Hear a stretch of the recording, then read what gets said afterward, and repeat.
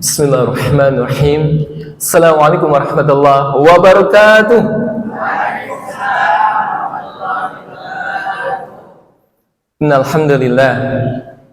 Innalhamdulillah nahmaduhu wa nasta'in wa nastaghfiruh wa na'udzu billahi min sururi anfusina wa min sayyiati a'malina. May yahdihillahu fala mudilla lahu wa may yudlil fala hadiya lahu. Wa asyhadu an la ilaha illallah wahdahu la syarika lah wa asyhadu anna Muhammadan abduhu wa rasuluh. Allahumma shalli ala nabiyyina Muhammad. Allahumma shalli ala nabiyyina Muhammad sallallahu alaihi wasallam wa ala alihi wa sahbihi wa man tabi'ahum bi ihsan ila yaumil qiyamah. Innal hamdalillah, segala puji bagi Allah. Saudara-saudaraku, ikhwani fillah rahimakumullah, saudara-saudaraku yang saya cintai karena Allah, ibu, bapak, dan tentunya anak-anakku yang luar biasa nih, para mujahid muda, tetap semangat ya, terus tetap semangat belajar, kemudian juga menebar manfaat.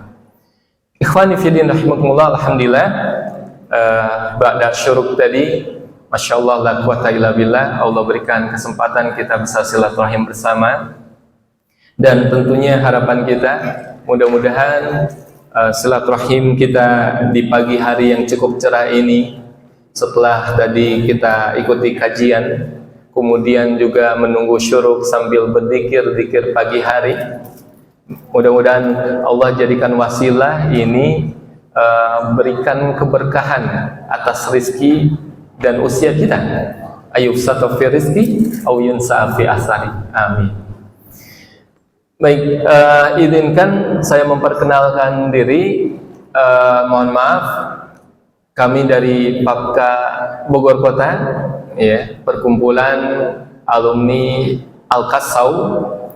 Jadi organisasi yang kemudian terdiri dari para terapis pas atau pas trooper, dan ada kewajiban bagi kami untuk terus menebar manfaat sekaligus juga sosialisasi, edukasi, dan tentunya yang akan kita pelajari bareng hari ini tentang bagaimana kita cara sehat dengan Islam, dengan alami. Ya, kajian kesehatan Papka ini dengan tema yang pertama ini, sehat dengan cara alami.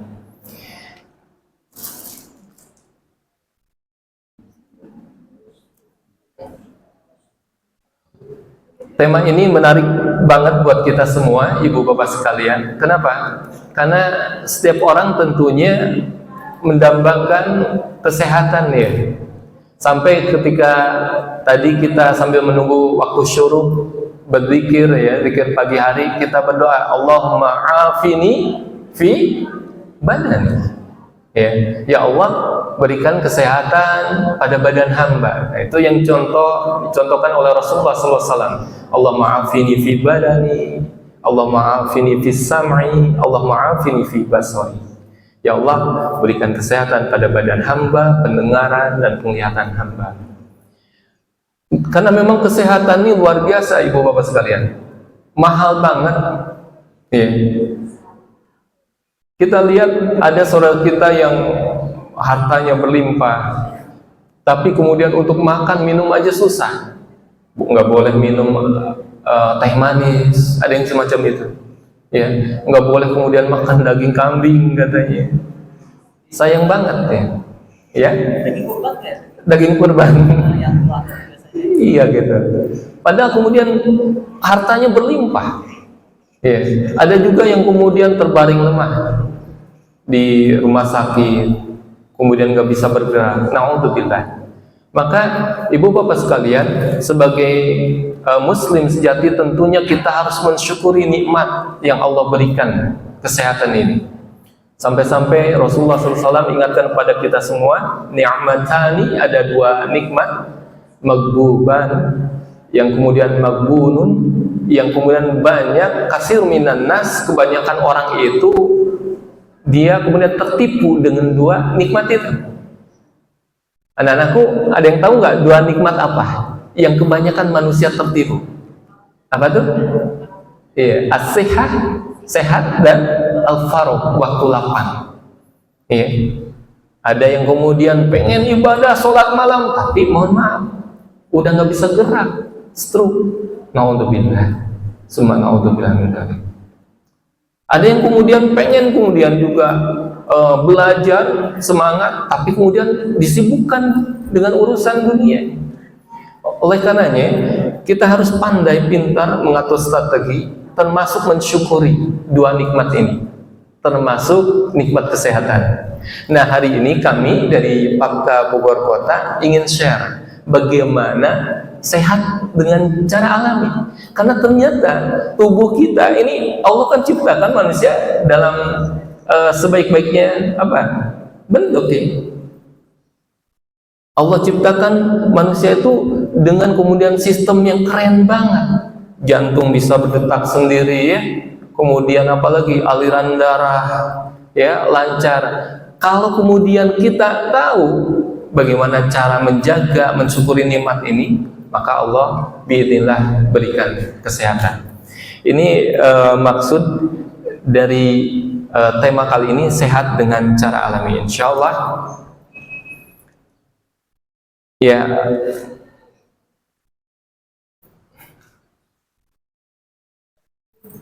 Kita langsung ke materi. Seperti yang disampaikan oleh kiai kita, guru kita, ibu bapak sekalian, tadi kita bahas di pagi hari tentang apa, Ustaz? Masih ingat? Asuransi apa? Kesehatan. Keren banget ya. Miris banget kita dengar ya. Ada yang maaf sakit, masuk ke rumah sakit misalnya ya, baru 3 hari ya harus pulang, padahal belum sembuh misalnya. Kaitannya dengan apa tuh? BPJS-nya gitu ya. Ternyata ya, ini kita kemudian harus kemudian pelajari juga bagaimana cara kita menjaga kesehatan supaya kemudian terhindar dari hal-hal yang semacam tadi, gitu ya. Karena bicara pengobatan, ikhtiar berobat bukan kemudian hanya di rumah sakit atau medis. Walaupun kita tahu perlu sinergi ini, ya. Karena bicara kesehatan, kesembuhan ini haknya Allah.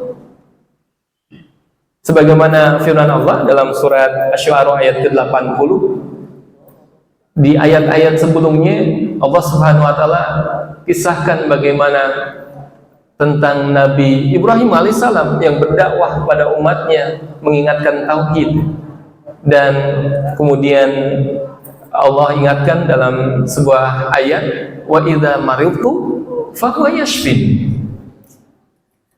Dan jika aku sakit, maka Allah lah, maka Dia yaitu Allah yang menyembuhkanku. Jadi akidah sebagai muslim perlu dijaga, ibu bapak sekalian. Mohon maaf, jangan sampai kemudian misalnya tergelincir ketika misalnya kita merasa sembuh, wih ini obat nih keren banget, manjur banget. Nah, benar apa salah tuh anak-anakku nih? Ketika misalnya ada orang yang bilang, nih obatnya manjur banget, bisa sembuh nih, benar atau salah tuh? Salah banget. Tadi yang disampaikan oleh guru kita sebelumnya, akidah perlu dijaga. Yang menyembuhkan siapa?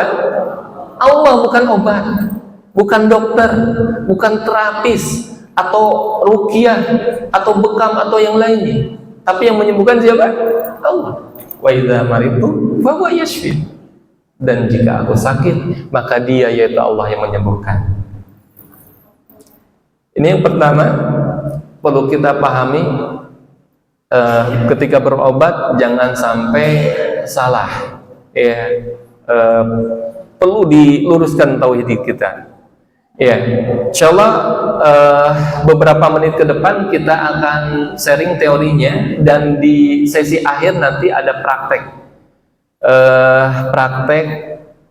bagaimana kemudian kita misalnya terapi mengatasi keluhan penyakit misalnya ya, atau gaya sehat seperti apa. Mungkin untuk terapinya beberapa orang probandusnya ya, dan simulasinya nanti Bapak minta tolong nih ke anak-anakku di ini dari santri mana? Raudhah, Pak. Raudhah apa? Raudhah. Raudhah di sini. Masya Allah, la quwwata illa billah. Ini keren banget. Para santri perlu dibekali ilmu ini. Bagaimana kemudian bisa santri ini ngeruqyah bekam. Kemudian juga metode pas yang nanti kami akan share insyaallah.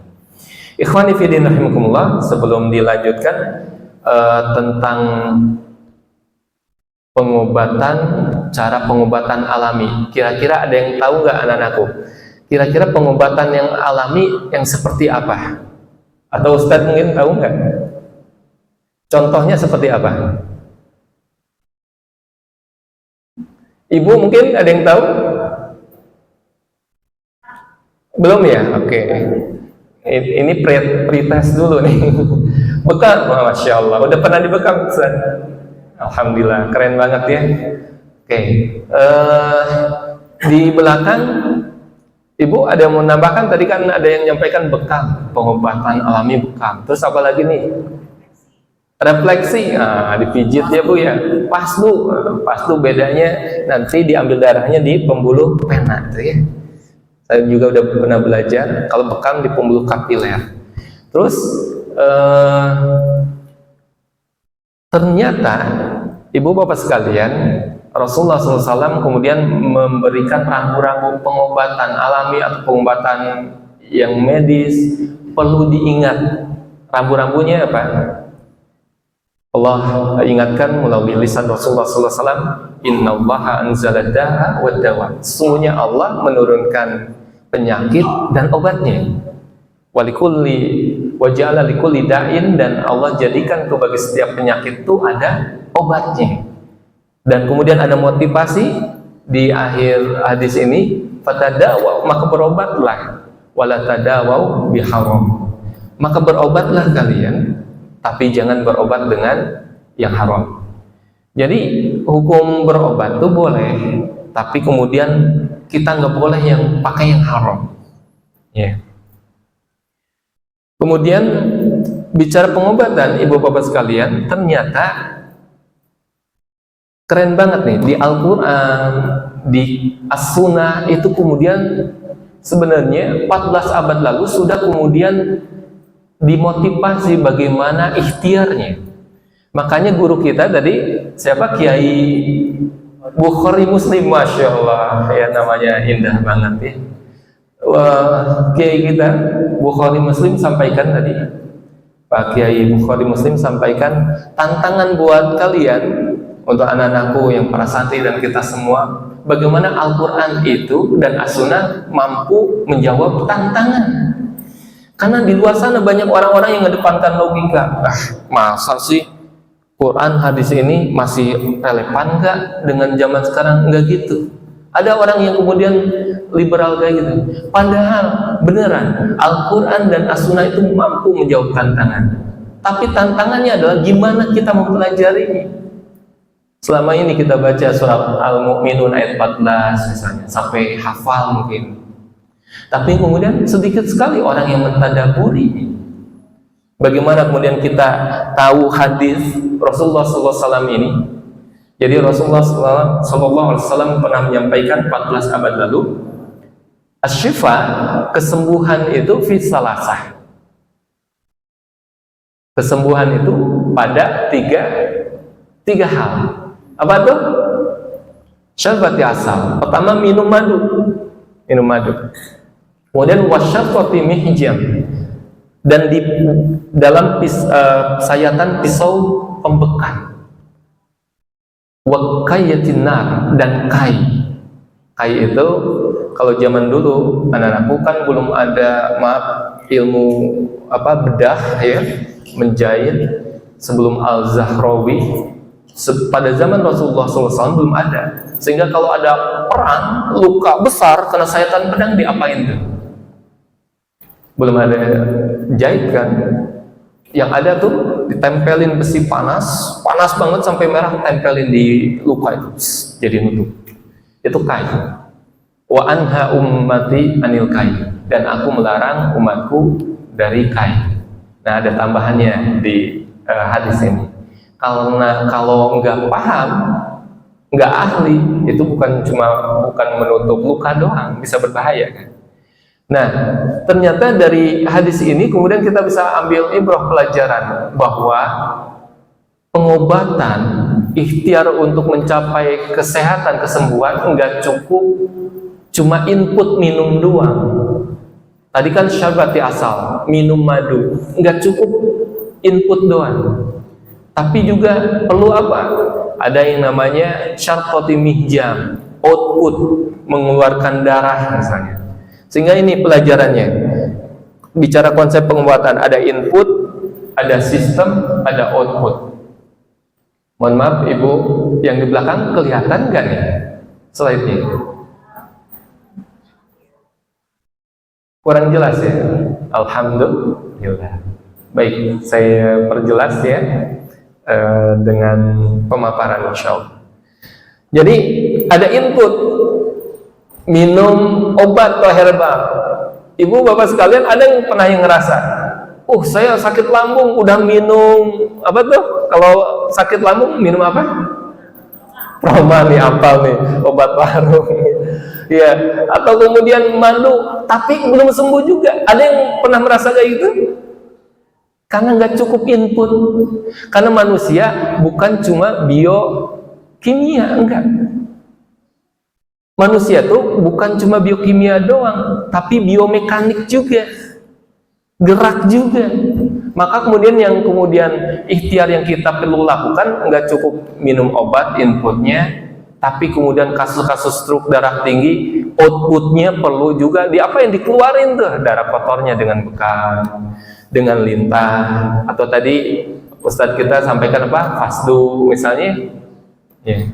Tapi nggak cukup juga input output, karena sistemnya perlu dibenerin. Kalau rangka tubuh manusianya nggak benar, maka kemudian obat-obat atau herbal yang kemudian diminum kurang terserap dengan optimal. Sistem maksudnya apa? Termasuk sistem rangka tubuh kita. Oh iya, Neng, mohon maaf, di belakang ada Dokter Emma hadir? Belum? Oke.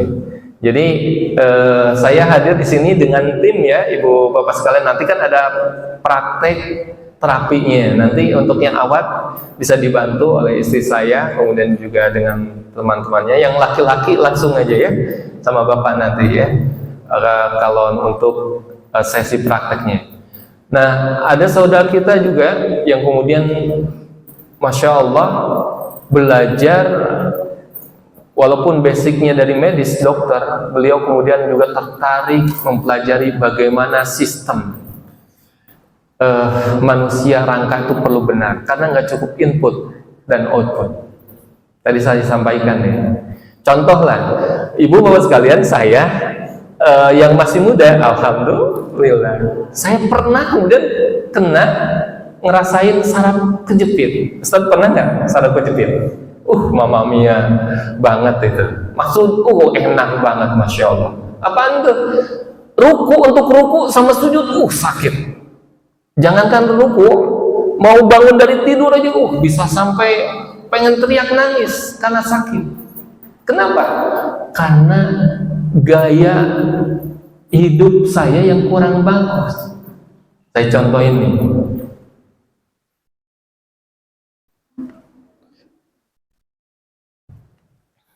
Ya, seandainya, mohon maaf, ketika qadarullah saya, mau diambil, baik. Kita boleh, terima kasih.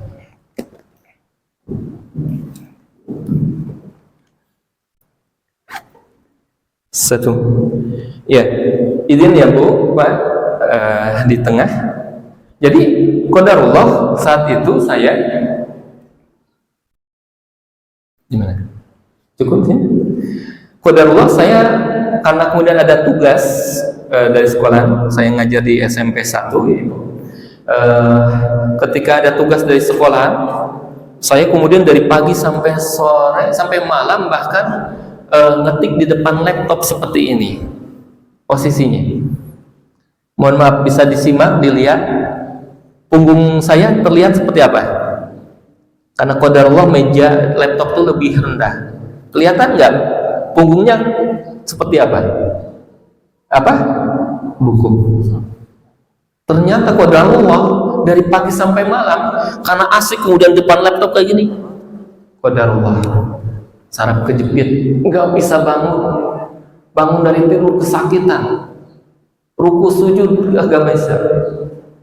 Mohon maaf, bisa nggak saraf kejepit yang saya rasakan, saya nggak bisa bangun, nggak bisa sujud ruku, bisa nggak hilang dengan obat? Ada pereda sakit ya, sakitnya hilang, reda, tapi saraf kejepitnya hilang? Enggak. Karena manusia bukan biokimia doang, tapi biomekanik. Alhamdulillahnya saya belajar, istri saya belajar bagaimana gaya sehat, termasuk terapi pas al-kasau dengan gerakan-gerakan yang sederhana, biidznillah rilis, nggak harus dioperasi, gitu. Karena bicara kasus saraf kejepit, sampai ada pasien yang ke rumah kami datang, dia cerita ini harus dioperasi Pak. Saya tanya lagi, biayanya berapa? 100 juta. Itu buat dioperasi tulang belakang. Tapi Masya Allah, Allah berikan kesembuhan. Biidznillah kami terapi dengan beberapa gerakan sederhana, hilang sakitnya. Dia bisa nyetir mobil lagi. Bayangkan kalau kalian anak-anakku, para pejuang nih, para santri ini, dan kita ibu-ibu misalnya bisa menguasai ilmu ini, Masya Allah, kita bisa membantu saudara kita berdakwah dengan hal. Oke. Input, sistem, output. Ketika bicara input, ada minum madu, obat kimia, ya sinergi seperti tadi, herbal. Sistemnya dengan air tadi dipanasin, ya. Atau kemudian japas, gerakan sholat, olahraga. Nah itu ternyata kemudian bermanfaat banget. Ya. Kemudian outputnya dengan hijamah atau bekam. Rasulullah SAW kan pernah bersabda, khairu ma tadawaitu bihi al-hijamah. Sebaik-baiknya pengobatan yang kalian lakukan adalah bekam, mengeluarkan darah kotor. Kemudian juga fasdu, dan ternyata jangan dilewat. Anak-anakku, mohon maaf, ibu bapak sekalian, ketika bicara sakit, ikhtiar berobat jangan dilewat. Ada metode pengobatan yang keren banget sebelum yang lainnya dilakukan. Apa tuh? Bacain Quran. Atau biasa kita kenal pengobatan apa kalau bacain Quran? Ruqyah. Ruqyah syariah. Ya. Karena Allah ingatkan, wa nunazzilu minal Quran ma huwa shifaa'un wa rahmah lil mu'minin. Dan kami turunkan Quran itu yang kemudian bisa jadi syifa, obat. Allah berikan kesembuhan, ya. Bahkan dari pengalaman kami, ruqyah ini masuk ke input, ke sistem, ke output. Ya iyalah, input kenapa? Pas dibacain Quran, dengar tuh, masuk tuh, kedengaran ayat Quran. Kemudian output, jangan kaget nanti kalau ada pengeluaran muntah dan sebagainya, ya. Dan ini kemudian diperkuat juga dengan penelitian dari para peneliti, termasuk Dr. Agus Rahmadi, bahwa Quran, ayat Quran yang terdengarkan bisa kemudian mematikan bakteri. Masya Allah, la quwwata illa billah. Nah, terus bicara sistem apa nih? Nah, kami akan share tentang gaya sehat dan terapi pas al-kasau. Metode pengobatan ini, ibu bapak sekalian, ternyata Masya Allah, hasil riset dari seorang Haris Mujahid, beliau guru kami. Beliau qadarullah diuji dengan penyakit, keluarganya sakit juga, keluar masuk ke rumah sakit. Akhirnya kemudian beliau mengadakan riset, ya. Dan kerennya tadi, beliau kemudian baca Quran, mentadaburi Quran surat Al-Mu'minun ayat 14. Nah, ini yang kemudian seharusnya seorang muslim kemudian ambil hikmah pelajarannya.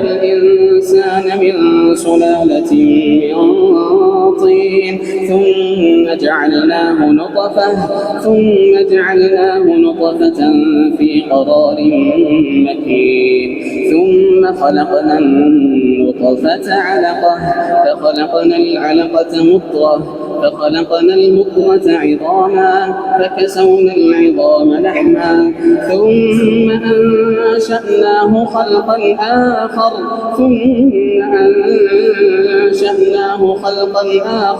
فتبارك الله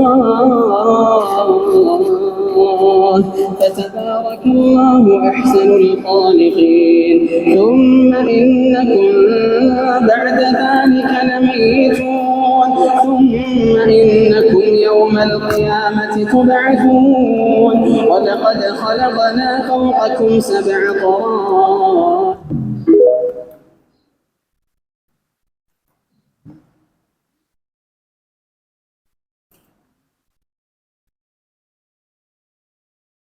Ya, Ibu Bapak sekalian, tadi sengaja saya share tentang surat Al-Mu'minun ayat 14. Ya.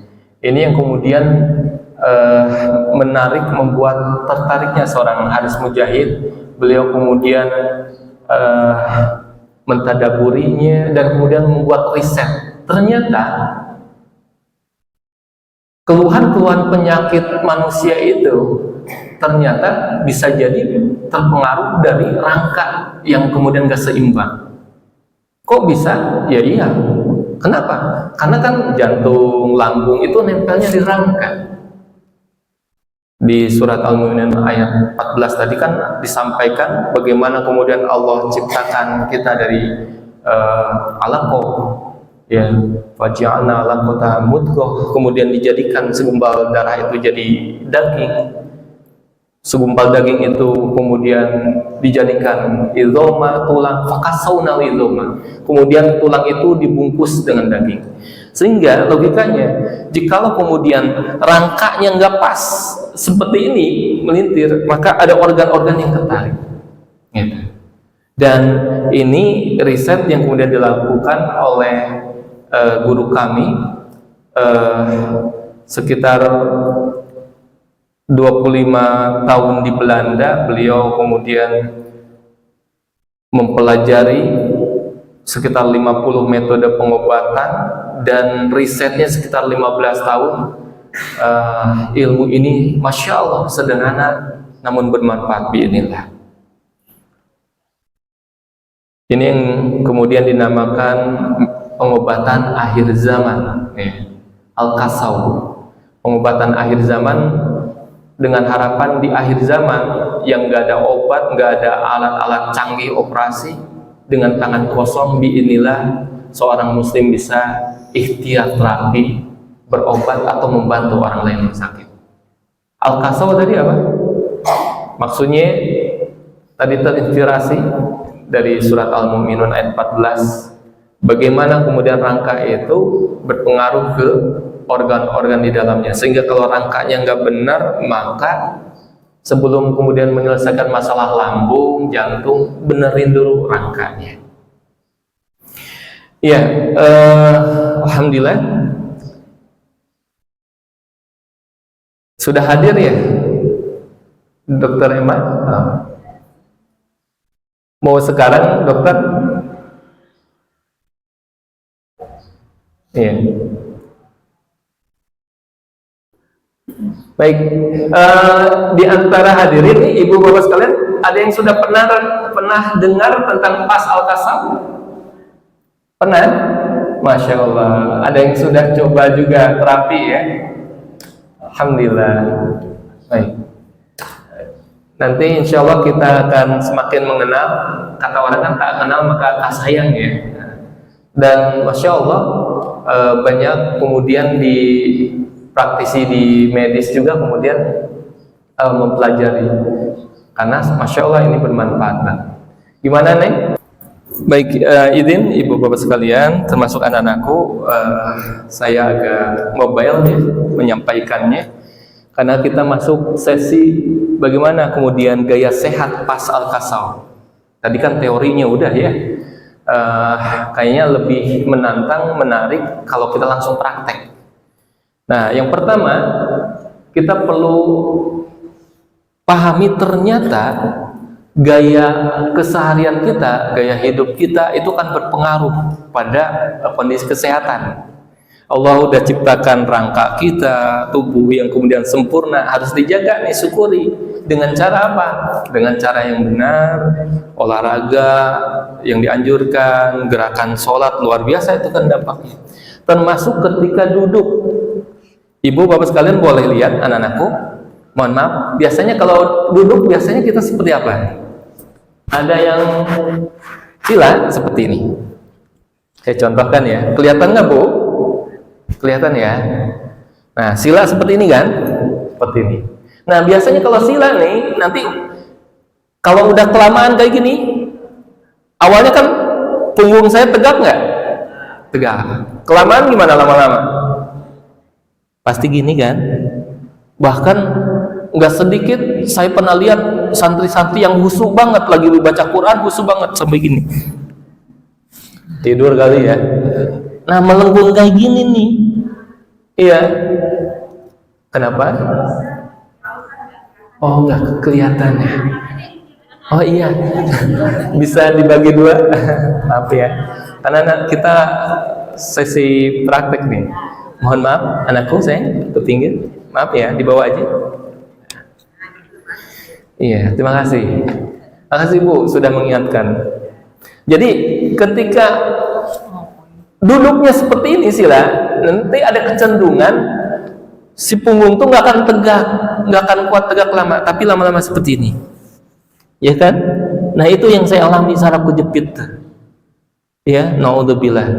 Ketika kemudian punggungnya terlalu membungkuk, maka kan di ruas tulang tuh kan, ya makin menyempit nanti. Ya. Nah, sehingga yang idealnya di mana? Duduk tuh yang bagus seperti ini. Duduk simpuh, Bu. Duduknya seperti ketika duduk apa tuh? Iftirash. Tapi mohon maaf, kakinya seperti ini, jempol ketemu jempol, enggak ditumpuk ya, seperti ini. Perhatikan bagaimana punggung saya. Maka akan tegak. Keren banget kalau santri-santri di sini duduknya seperti ini. Masya Allah, nggak akan ngantuk gitu. Tegak seperti ini. Ini yang pertama. Ya. Yang kedua,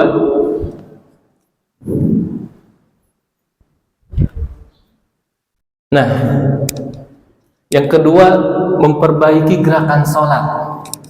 Masya Allah, la quwata illa billah. Anak-anakku perhatikan, ternyata kita harus bangga dengan ajaran Islam.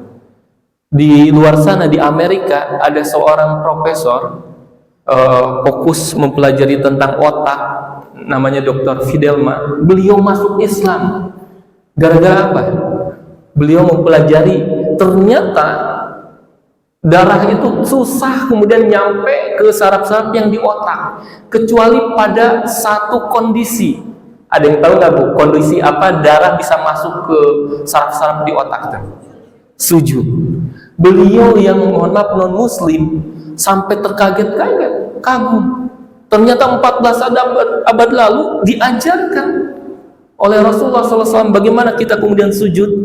Masya Allah. Maka kemudian di situ tuh darah tuh amat mudah nyampe ke otak. Suplai oksigennya tercukupi, darahnya kemudian juga nyampe. Nah ini bagus. Sehingga Masya Allah, la quwata illa billah, Dr. Fidelma masuk Islam, baca syahadat, dan dia fokus membuka terapi pengobatan Al-Quran. Masa kemudian ada seorang non-muslim terkagum-kagum dengan terinspirasi dengan Quran, masa kita nggak harus diam aja? Harusnya kita lebih semangat lah. Nah, ketika gerakan sholat, izin Bapak minta contoh sampel berapa orang? 2 atau 3 boleh? Silakan. Boleh, Ustaz?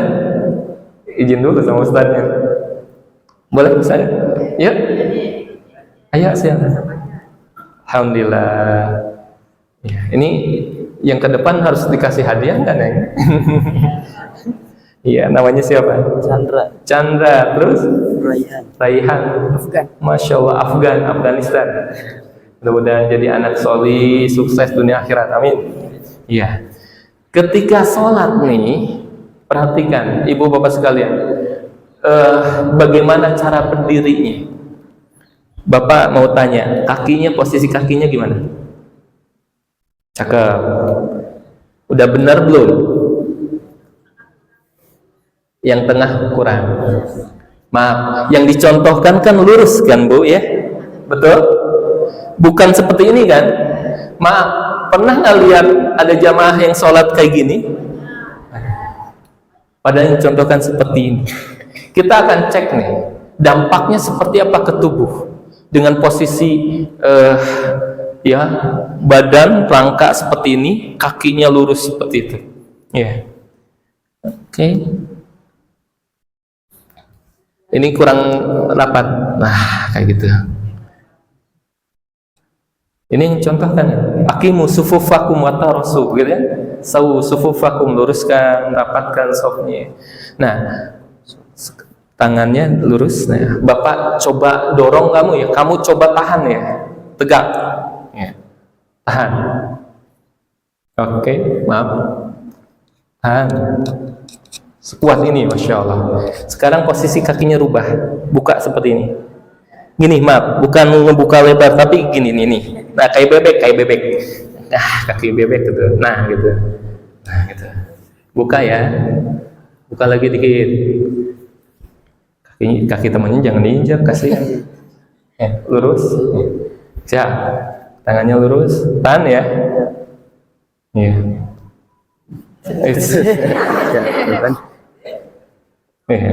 Lebih kuat yang mana? Yang awal. Yang lurus. Masya Allah, dicontohkan kayak gini. Pengaruh. Termasuk ketika ruku'. Coba ruku'. Nah, kayak kita cek ya. Ini cukup lurus nih. Iya. Yang ini agak maaf ya. Nah, bagus nih. Iya, masukin. Iya. Kalau kemudian kakinya lurus, maaf, lurus. Ini lurus juga. Kemudian punggungnya lurus. Kerasa lebih ketarik nggak? Kerasa lebih ketarik nggak? Kalau benar rukunya, keren Bu. Reposisi tulangnya kembali ke posisi yang kemudian seimbang. Kita biarin nih berapa menit ya. Ini kan makanya beneran biidznillah kalau kita sholatnya bener akan sehat insyaallah. Tapi niatan sholat itu karena apa? Karena Allah, bukan karena sehat. Adapun sehat itu bonus. Oh iya, cukup, makasih. Terima kasih, silakan kembali ke alamnya. Makasih. Ada saudara saya, anak-anakku, dia sakit saraf kejepit karena profesinya driver. Dia udah dipijit terapi apapun nggak sembuh-sembuh. Biarlah Allah berikan kesembuhan. Ketika apa? Dia cerita, kok bisa sembuh? Gimana caranya? Saya, alhamdulillah Allah berikan kesembuhan ketika saya kembali lagi ke masjid. Dia ruku, dia sujud. Allahu Akbar. Allahu Akbar. Maksudnya apa tuh? Kalau sebenarnya ketika kita sholat kita benar, tadi pagi penyimpangan kita bawa sesuatu, ngangkatnya kayak gini, ngangkat beban kayak gini, kerasa sakit. Di sholat zuhur kita kemudian sholat dengan benar, reposisi lagi, rangkanya benar lagi. Nanti ketika setelah zuhur ada yang salah, kita maaf ya melintir ke sini, tarik. Asar sholat lagi, benar lagi. Kalau sholatnya benar, itu. Maka shollu kama ra'aitumuni sholli. Kata Rasulullah SAW, sholatlah kalian sebagaimana kalian melihatku sholat. Baik, yang berikutnya, nah, japas. Japas itu jalan ala pas. Hadirin, ibu, bapak, dan anak-anakku yang saya cintai karena Allah, kita bisa lihat cara jalan tuh beda-beda. Ada yang jalannya pakai asnya itu lutut. Dia ketika jalan pakai lutut kayak gini. Ada yang pernah lihat kayak gini? Capek. Ada yang kemudian bahkan diseret kayak gini. Ada yang pernah lihat? Sendal, sepatu habis tuh keseret. Tapi ada yang kemudian Masya Allah, guru kami Ustaz Haris kemudian meriset, mengadakan penelitian. Ternyata bicara jalan, ya, kebiasaan hidup termasuk jalan, Rasulullah SAW juga kemudian cukup jadi contoh buat kita semua. Bagaimana jalan Rasulullah SAW? Sampai sahabat radhiyallahu anhu ketika berjalan bersama beliau itu harus seperti lari-lari kecil. Karena jalan Rasulullah itu enggak males-malesan, enggak lemboy, apa tuh ya bahasa Sundanya? Enggak lurus ya, enggak ya, tapi kemudian gagah. Maka kemudian ini yang membuat menjadikan ide dan kemudian Ustaz Haris membuat riset. Japas, jalan Alapas itu ada Ustaz Muslim bisa bantu. Masya Allah, alhamdulillah sudah hadir ini sekretaris Papka. Oke, Pak Muslim mau? Oh siap. Japasnya itu seperti ini, ibu bapak sekalian. Jalan, tapi posisi kakinya lurus dulu ya. Jangan kayak gini. Kami nemuin kasus yang HNP saraf kejepit di sini kenceng sampai tarikannya ke paha, karena kemudian kebuka. Dia kalau jalan gini, pinggulnya kebuka. Dengan hobi taekwondonya kan dia kebuka banget. Maka kemudian solusinya, terapinya jalan, kalaupun jalan harus posisi kaki lurus kayak gini. Nah, adapun jalan Alapas, ketika posisi kaki sudah lurus, maka langkah lebar. Bagian badan rileks. Bagian badan rileks. Oke. Kalau dari samping kelihatan tuh. Nanti mohon maaf ya. Pinggul kanan kirinya. Jadi kalau ada masalah-masalah saraf kejepit biinilah terurai. Ada yang dengan terapi seperti ini, biinilah hilang. Tangannya bagian atasnya rileks. Kalau udah ketahuan setelah didiagnosa kaki kanan atau kirinya kendor, maka pesentahkan di bagian kendornya.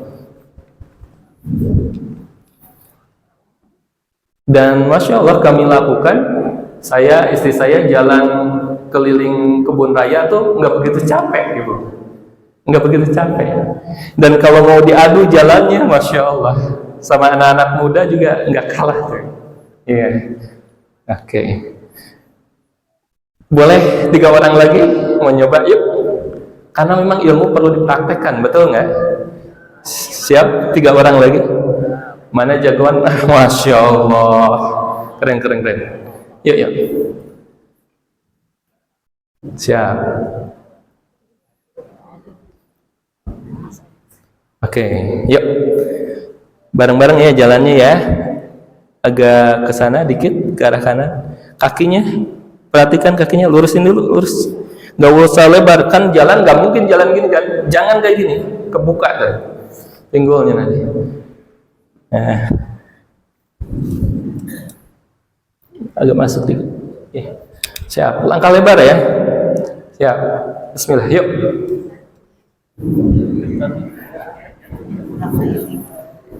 Oke. Ya kurang. Oh iya, karena ada sarungnya Bu, gitu. Nah, kalau ditarik bahaya nih sarungnya ya. Siap. Ya, 1, 2, 3. Lebar. Ya, oke, cukup. Kira-kira yang lebih mendekati yang mana Bu? Yang kanan. Nah, ada hadiah nih kayaknya ya nanti ya. Baik, silakan kembali dulu, nanti Bapak kasih hadiah, insyaallah.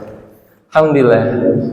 3 gaya sehat yang kemudian siapapun biinilah bisa lakukan tanpa harus didiagnosa. Adapun ketika bicara terapi pas, memang kemudian kita perlu diagnosa dulu keluhannya apapun, mau jantung, lambung, itu perlu adanya diagnosa. Nah ini ibu bapak sekalian, ya, founder Pas Al Kasau, Ustadz Haris rahimahullah, ada beberapa testimoni, tapi nggak terlihat nih gimana nih. Ya. Ini ada testimoni dari Ustadz Bahtiar Nasir. Ada yang kenal Ustadz Bahtiar Nasir? Ada Ustadz Fatih Karim, qadarullah ketika di Madinah saraf kejepit, kemudian dibantu terapi oleh dokter Sentot. Dokter Sentot itu seorang dokter, beliau belajar pas, Masya Allah, kemudian rilis saraf kejepitnya, ya, biidznillah, dengan izin Allah. Baik, itu yang kemudian bisa kami sampaikan. Adapun untuk para pastuper, terapis pas sebenarnya banyak di Kota Bogor, banyak. Di Yasmin, Neng, di Yasmin ada, Neng? Saya di Yasmin ada Bu siapa? Bu Dini, Dokter Emma juga, Yasmin juga. Oh, Karwani ya. Kalau di sekitar sini Bu Dini ya, beliau juga pastuper. Ada Ustadz Muslih juga di Tegalega ya. Kami di Cimanggu Kecil, Taman Cimanggu ada Bu Anis, ada Pak Mamat, Ketua Pakka di Ciberem.